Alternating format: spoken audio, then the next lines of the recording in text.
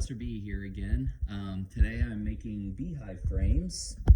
The bees live on these guys. Let's see if I can zoom out here. It's a beehive frame.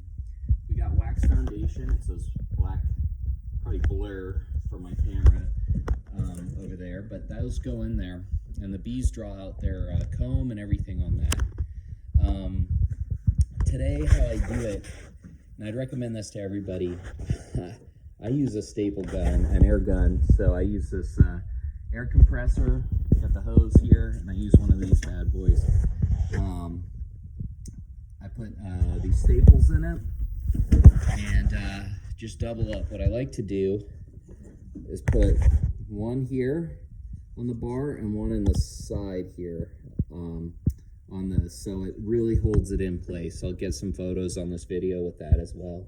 The reason being is these frames take a beating. You want them as secure as possible, and also go over them with wood glue after you assemble them, because it's the hardest hit part of the hive.